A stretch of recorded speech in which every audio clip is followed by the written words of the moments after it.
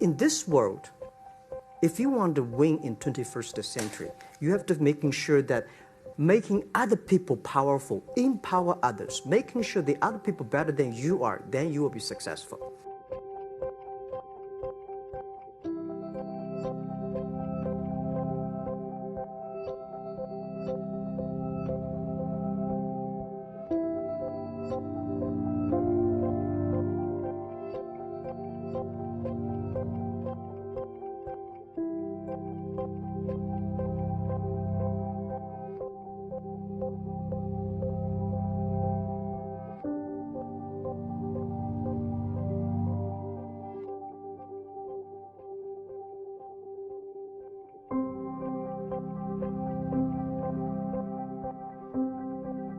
One of the investments you made is considered by many people to be the most successful investment in the history of mankind. You invested roughly $20 million in Alibaba, and at the time it went public, it was worth roughly $90 billion.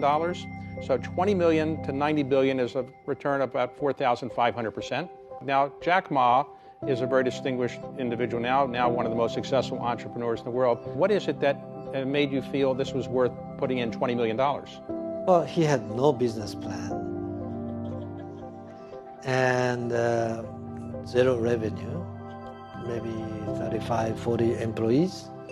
But his eyes was very strong eyes, strong, shining eyes.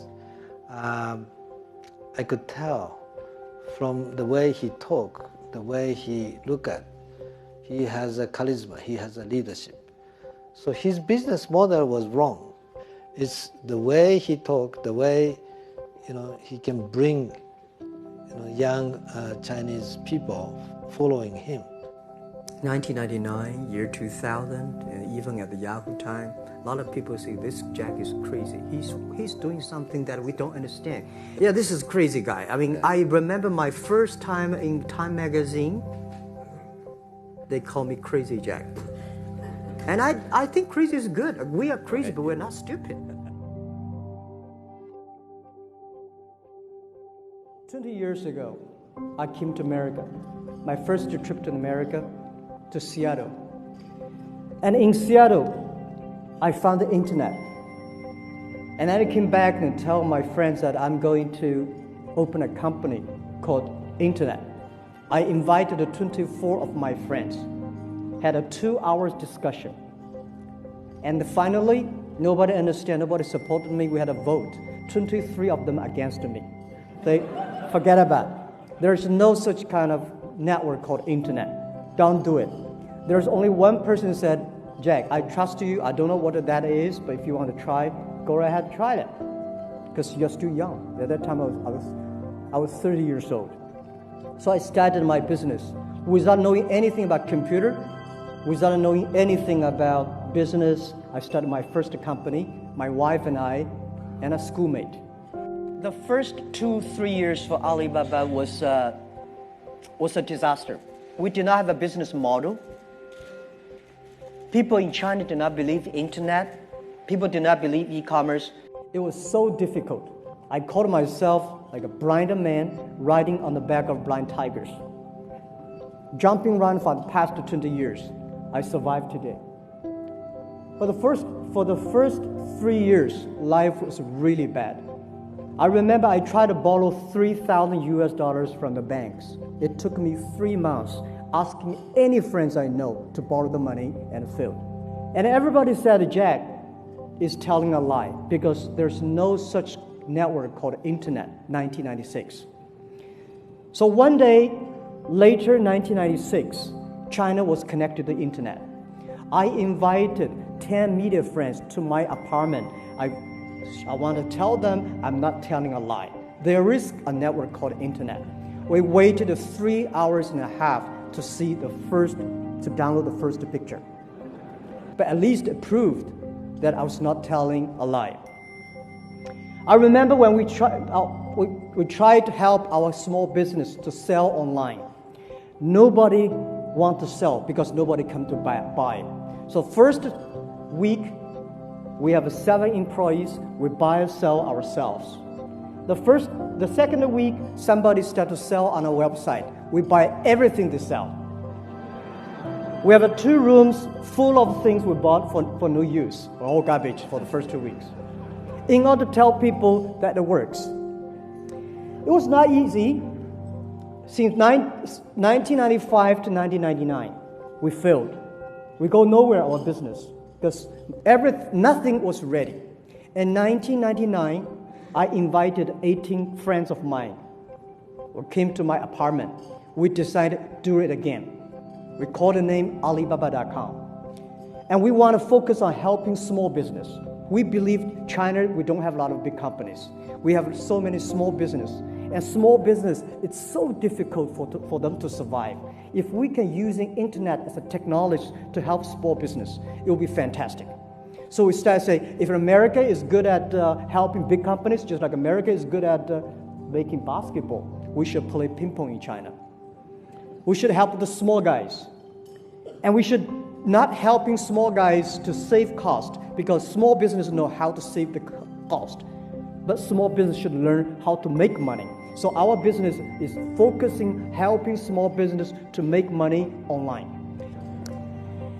Nobody believed that Alibaba could survive because people say you are free, you're tiny, and especially when we IPO'd, people say, oh, you are Alibaba, you are e-commerce, you're like Amazon. Because in American points of view, Amazon probably is the only business model for e-commerce.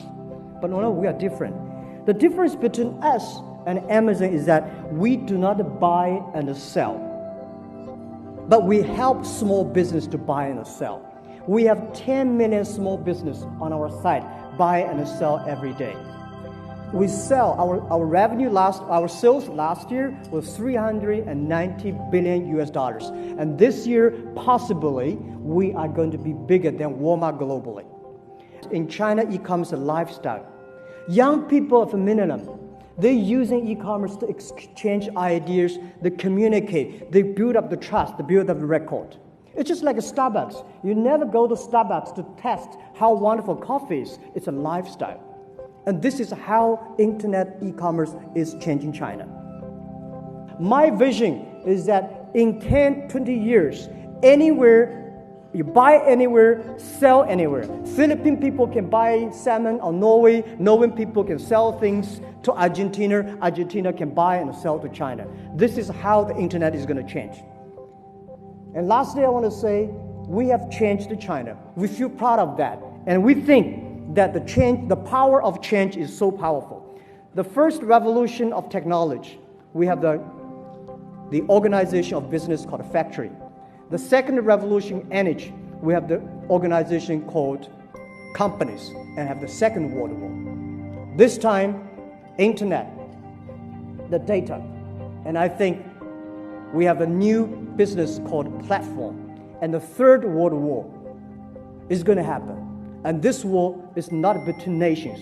This war we work together against the disease, the poverty, the climate change. And I believe this is our future. The human being, the nation should unite together. Rely on the young people, using not the guns, using computers, using the data to solve the human problem, solve the society problems. And this is what I'm passionate about. It's not about the money, it's about the dreams. It's not only the technology changing the world, it's the dreams you believe that change the world.